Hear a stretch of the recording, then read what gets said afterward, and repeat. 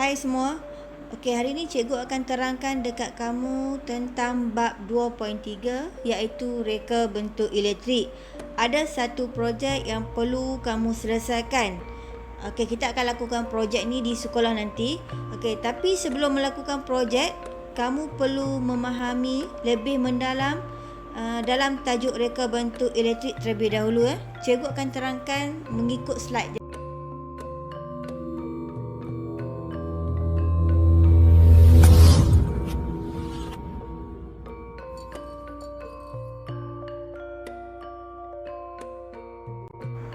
Okey, dalam tajuk ni apa yang perlu anda pelajari? Okey, yang pertama 2.3.1 mengenal pasti dan menjelaskan elemen elektrik iaitu sumber, medium, beban dan kawalan.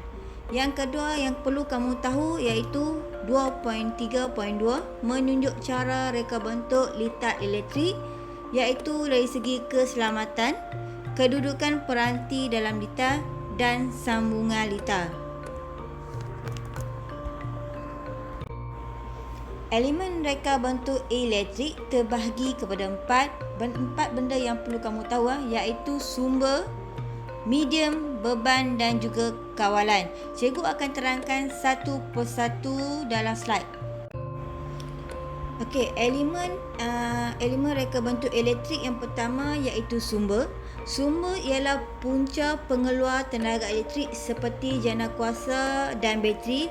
Okey, dalam sumber terbahagi kepada dua yang perlu kamu tahu iaitu sumber yang boleh diperbarui dan juga sumber yang tidak boleh diperbarui. Okey, sumber yang boleh diperbarui seperti angin, air, matahari dan juga ombak. Manakala sumber yang tidak boleh diperbarui iaitu bateri yang tidak boleh dicas semula, petroleum, arang batu, gas dan tenaga nuklear. Okey, maklumat tambahan untuk kamu. Bateri yang boleh dicas semula dianggap sebagai sumber yang boleh diperbarui.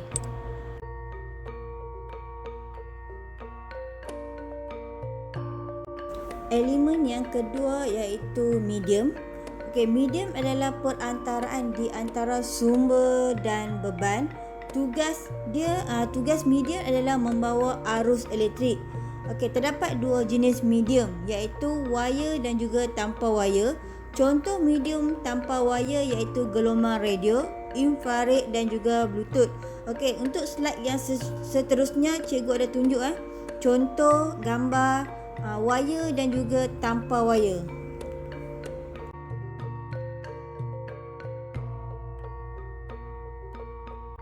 Okey, elemen yang ketiga iaitu beban. Beban ialah alat yang melakukan tugas dan menggunakan tenaga elektrik.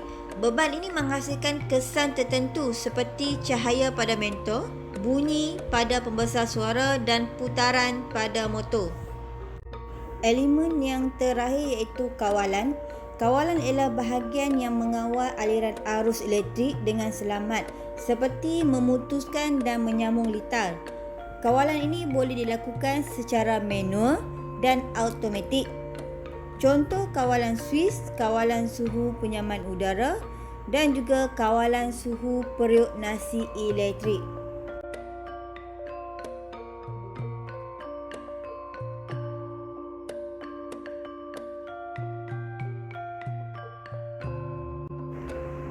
Ringkasan tentang elemen. Sebenarnya elemen sistem elektrik berkait antara satu sama lain. Okay, pada mulanya kita akan mendapatkan tenaga elektrik daripada sumber yang kita perolehi iaitu daripada sumber yang tidak boleh diperbarui ataupun sumber yang boleh diperbarui. Okey, kemudian dia akan melalui medium. Yang kedua, dia akan melalui medium sama ada dia melalui wire ataupun tanpa wire. Contoh dia bluetooth. Okey, kemudian dia akan menghasilkan beban iaitu cahaya pada mentor. Dan yang terakhir sekali, elemen terakhir sekali iaitu kawalan, iaitu dikawal menggunakan kaedah manual ataupun kaedah automatik. Jenis-jenis arus terbagi kepada dua iaitu arus ulang-alik dan juga arus terus. Okey, sekarang kita akan fokus pada arus ulang-alik dulu. Pengagihan elektrik dari jana kuasa hingga ke rumah dan voltan boleh dinaikkan dan diturunkan melalui transformer. Manakala pada arus terus, Arus yang mengalir adalah sehala sahaja. Arus terus dihasilkan dalam bentuk pelbagai sumber iaitu bateri, sel solar dan juga dinamo.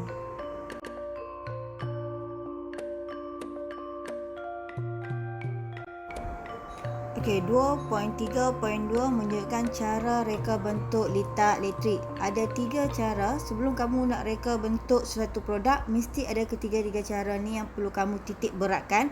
Okey, pertama dari segi keselamatan, yang kedua dari segi kedudukan peranti dalam litar, dan yang ketiga sambungan litar. Okey, kita akan tengok yang pertama dulu dari segi keselamatan. Litar peralatan elektrik terdapat dalam peralatan elektrik seperti periuk nasi elektrik. Ciri keselamatan penting bagi mengelak berlakunya litar pintas dan juga renjatan elektrik. Okey, litar elektrik biasanya berada di kedudukan tersembunyi, tidak mudah dicapai dengan tangan dan tidak terdedah. Kalau dekat dalam gambar ni kamu boleh tengok litar elektrik berada di bahagian bawah periuk nasi.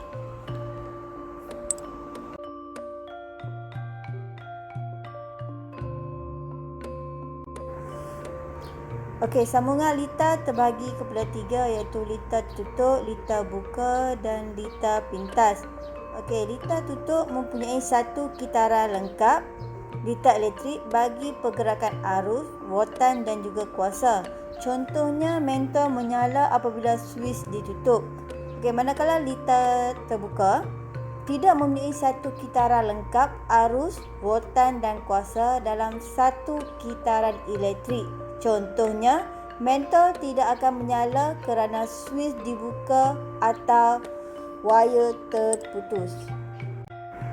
Okey, litar pintas berlaku bila wire positif yang bocor bersentuhan dengan wire negatif yang bocor dan tidak melalui mentol iaitu beban. Wire yang positif dan negatif bersentuhan akan menyebabkan percikan api iaitu kebakaran.